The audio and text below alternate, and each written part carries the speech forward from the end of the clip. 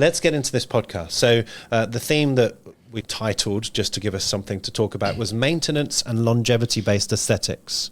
So, I mean, let's talk, I guess, from a business perspective. You speak to a lot of injectors, business owners, and of course, there's been this big trend to lean into regenerative aesthetics, menopause, even weight loss in certain countries. And, you know, we're not just offering wrinkle treatments anymore. Yeah. So was that the basis to this, of branching out and offering more things? Yeah, and I guess the term longevity might mean different things to different people. And we were talking about maintenance treatments or pre-rejuvenation, which is, I guess, what some of the younger generation are calling this particular phenomenon. I think it's all of those things. I think that, as I said, and when we were sort of discussing this at a high level, was that people are coming in now more frequently for smaller treatments, maintenance, looking to get ahead of the aging process before it starts to become majorly problematic. And for business owners, it's about adapting their business to be able to accommodate the shifting trend or the theme that's sort of sweeping across the industry. So I think it incorporates all those things, and people are kind of trying to figure out, okay, well, do I bring on a therapist? Do I start offering skin treatments? Do I start consulting for GLP-1s? What's the story with other peptides? Hormone replacement for women, getting a multimodality device. I think it's all of those things, changing their consultation structure, the way that they communicate to their patients.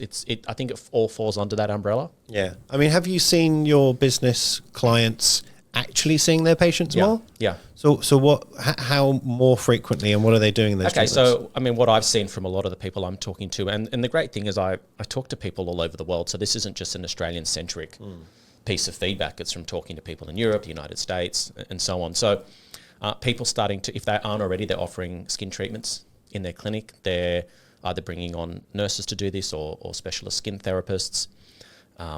They're looking to change their consultation structure to look at, I guess, overall treatment planning, which they should have always been doing to begin with, but I think we've been spoilt in a lot of ways where it's just sort of been relatively easy to kind of just say, oh, show me the wrinkle and I'll get rid of it kind of situation. So it's more about looking at things holistically, treatment planning, making sure people are rebooked into their calendars, so paying more attention to keeping people within their business and being proactive about it.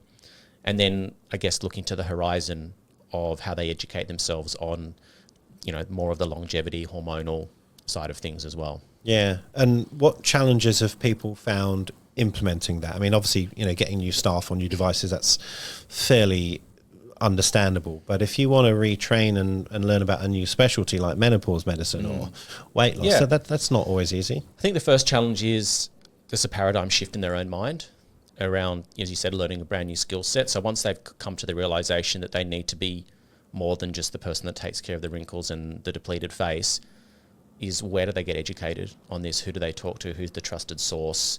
How do they become credible? How do they confidently start talking about these things? It's kind of like ultrasound. Everyone wants to do ultrasound, but where do they learn? There's a steep learning curve. It's a complete paradigm shift. Yeah.